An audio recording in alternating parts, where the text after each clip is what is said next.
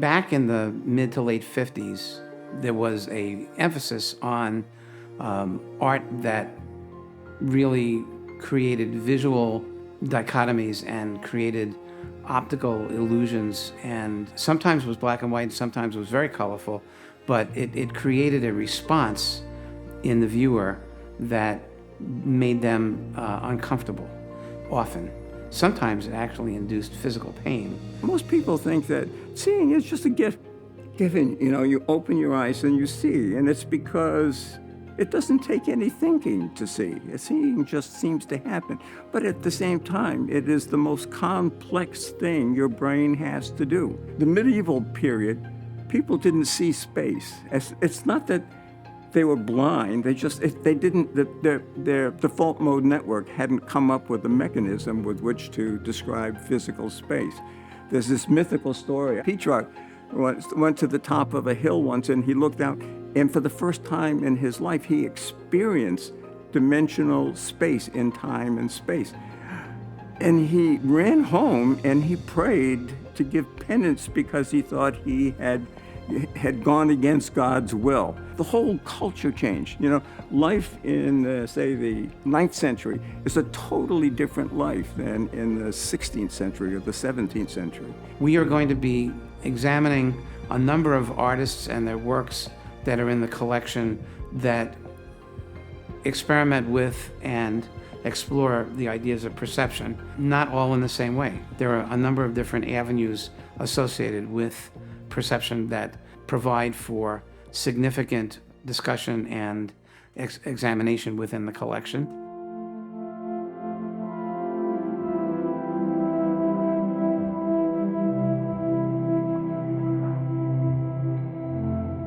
There was like a moment in time where I had just started to make wood sculptures, and I was making three-dimensional object wood sculptures that were based on skateboardable architecture. So it was like quarter pipes, rollers, different kind of ramps. So I was making like the three-dimensional objects, also carving out hollow cubes and just kind of like experimenting with this new medium. And it was like, oh, a chainsaw and a log, and like you can just kind of like sketch out anything you want in 3 dimensions. So there was this really excited, fast-paced exploration of this medium. And at the same time, and maybe even a few months prior to that, I had been making 2-dimensional cutouts, and for years before that, just drawings, but 2-dimensional cutouts on plywood of 3-dimensional objects. So they were flat, but they looked like, it was like the outside shape was cut out, so it looked like a 3D box or ramp or whatever. So it was like, I've got this flat version that kind of is cut out where you're like, oh, it's flat, but it looks 3D. Then you've got the full 3D version. And I was walking down the sidewalk and had a moment of realization that if I took the block of wood and cut this bevel and then cut the 2 little corners off, that it would do this optical illusion thing where it looked like a box with the sides receding in space, actually receding in space, but still flattened, so not like a true 3-dimensional object or something like that. But it was like this moment where I was like, oh my God. And I like rushed to the studio, which at that time was the corner of a parking lot, and carved one of these things out. And then as soon as it was done, I held it and it was like, holy crap, that is cool. And I was like, oh. Yeah. It's like immediately I was playing with it and noticing that it as you moved around it, your perception of it and your perception of the depth was changing always. Like as soon as you step to the side or up and down, it's like you could like take a photograph of it and you couldn't tell whether it was flat or 3D. And a lot of the works were very specifically designed and calibrated to interact and react with the human visual system, the human cortex, and create environmental stimulus through the artwork in the viewer, and the viewer becomes part of the system and is just as important as the work and completes the circuit with the artwork to create a total concept.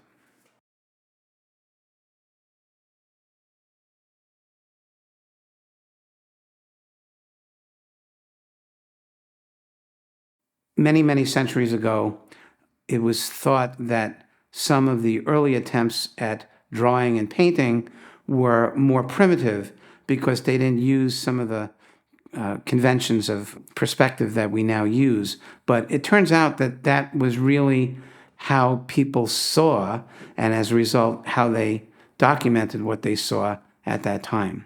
The Egyptians drew things in a very flat, planar way.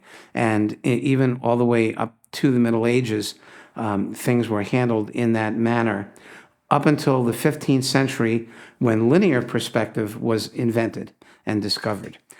In Indian art, they certainly don't use kind of linear perspective or single point perspective. So, for example, if you're trying to understand the spatial relationship between two people, it will often be described by the distance they are on the piece of paper from each other, as opposed to one being close up and one being far away. So that's one part of it. Perspective also relates to hierarchies, so what's most important? Where do you want the eye to go? How are you leading the viewer in? So one of the keys to that in an Indian miniature painting historically would be that the most important subject would be bigger than the rest. So often you have this very odd change of scale. And that has a kind of a functional rationale to it, to do with, hey, you're supposed to be looking at the king over here. The king is biggest because he's the most powerful, it's most important, and the underling holding the fly whisk is much less important. A lot of his imagery is an amalgam of traditional Indian imagery in contemporary American contexts. And so it's interesting the way that he creates a blended piece, usually drawing, sometimes collage, that synthesize elements of both cultures, and as a result of that, are expanding our perceptions of those cultures while seeing work that's literally arresting visually.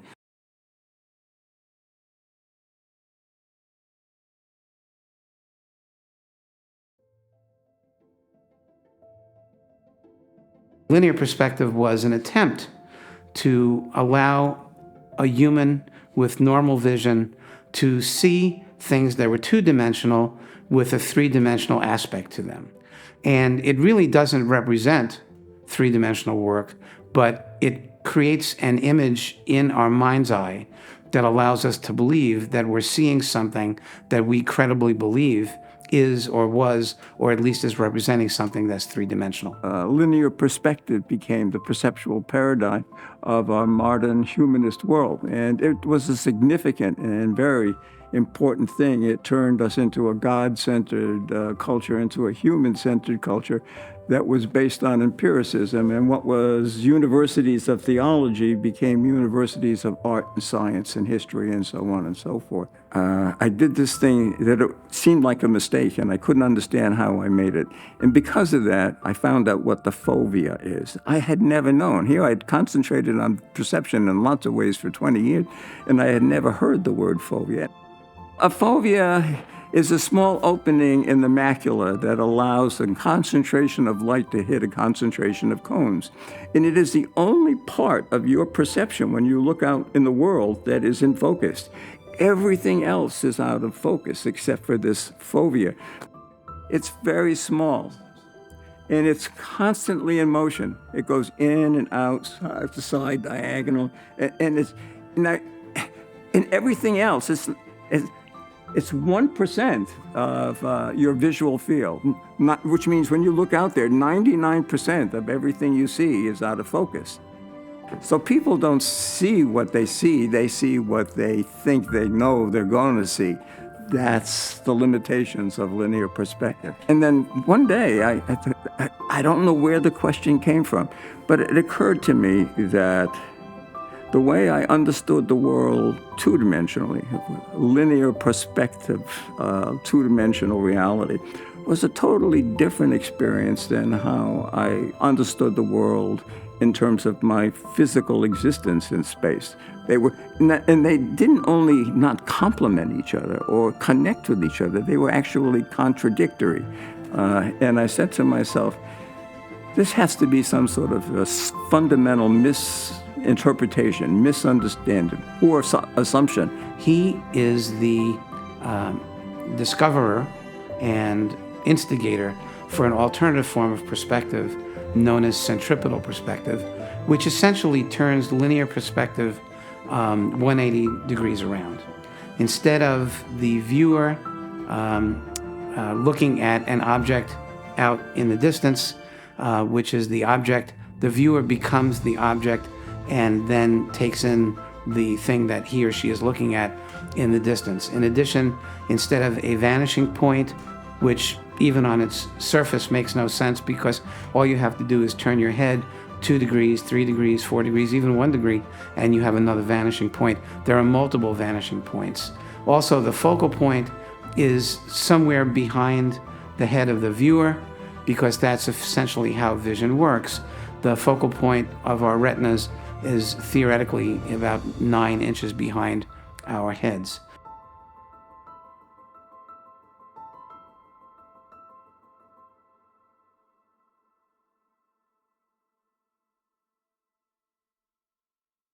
You know, the way I have come to paint is in some sense, there are elements in there that you don't necessarily see in the sense of how they are there. They're created in your head, and therefore it becomes perceptual. The way I work with making paintings with straight lines, and sometimes it seems like the lines are bending. So that's not real. That is actually something that's made up by the viewer and not by me.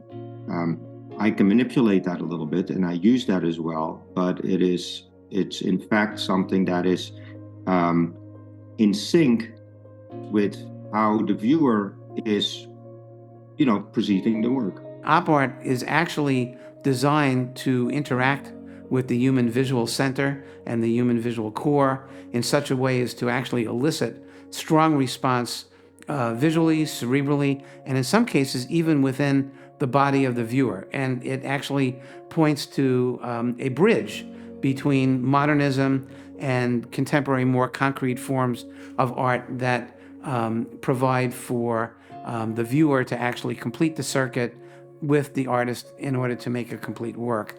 In relation to my work, it appears very much controlled, and it appears very much like I have an end point inside, but that's just not the case. I actually leave a lot of things open-ended, and I kind of, hone in to something that piques my interest during the course of painting something.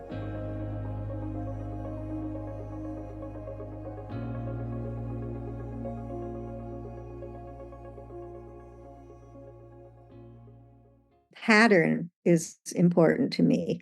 Okay. Like a lot of the things, I make up patterns from little pieces.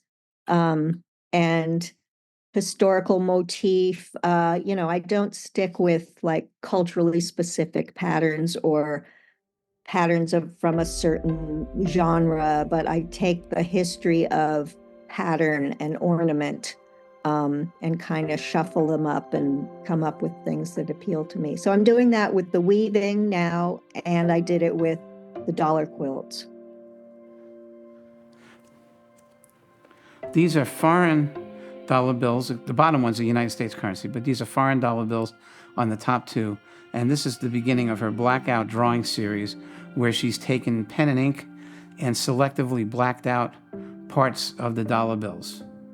And you begin to question whether this is in fact what you've normally seen or how much is she adding to the background. But basically she's simply blacking out portions of it, which causes the other parts that remain to be highlighted so that they seem to be different than they normally are, but in fact, it's the elements that are normally there. I would zero in on some little piece. Like a lot of the dollar quilts are made of half-inch squares of $1. And if you keep getting that 1/2-inch square, it makes a whole field. And part of that was sort of drawing attention into something that you handle every day, but you don't really see, you don't really look at. And it's like people say, well, that's not from $1. There's no weird squiggly green plant or, and I show it, you take out $1 and you say, see that little part? This was something that challenged what people actually saw compared to what was there. And by selectively blacking out parts of the dollar bill, you, the viewer, paid attention to things that you normally didn't see in that way, and thereby your perception of the item was markedly different than it would have been in the absence of things being blacked out. And I think it's interesting that sometimes by removing things, we see things that are there better.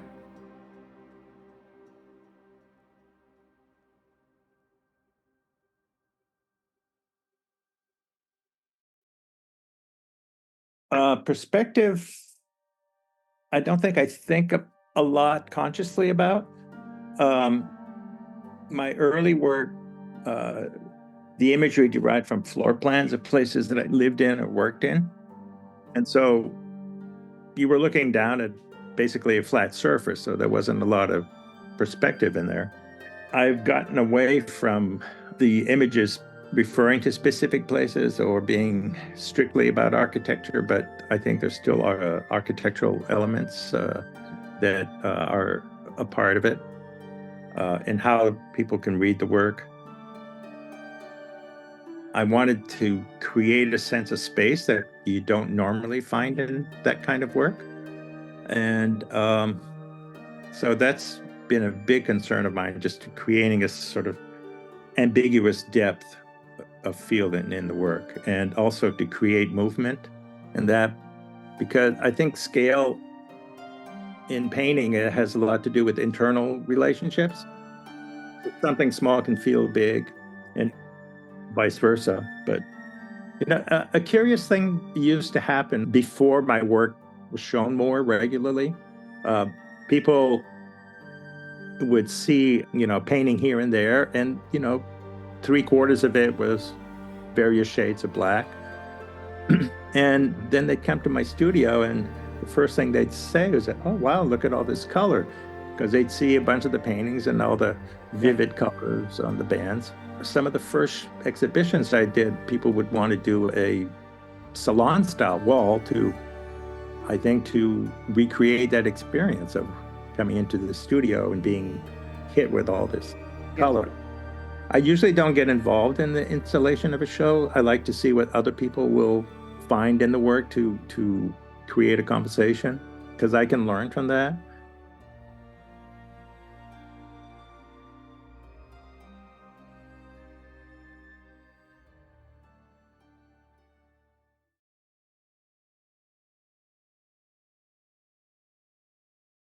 My view was definitely not one where I look and create like what I see in front of me. It was a much more internalized feeling, and one where I started recognizing that the optical eye was no longer about looking and viewing. It was more of an internalized, touching, feeling kind of optical experience, and the work sort of evolved out of that.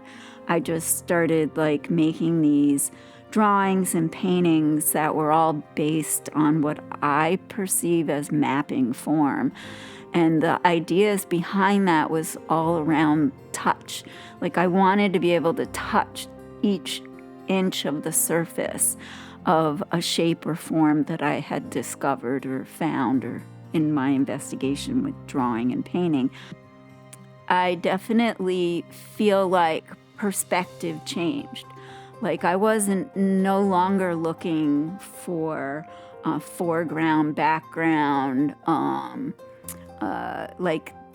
the normal or traditional view of what a painter does. I was definitely interested in in investigating through line and through drawing and finding a shape. I don't know why it had to be a shape, but I would find a shape. And once I found the shape, I was no longer interested in anything else. It was like, I'm done. And I would get a lot of arguments about, well, a painter needs to have like foreground, background, perspective, blah, blah, blah. And I'm like, but I'm not interested in that. This is what I'm interested in. And so my investigation became very experimental in that regard. And I wasn't really working within the traditional realm of, let's say, perspective, for instance. And my perspective, the space started flattening, and I started like playing with ways to like map that form.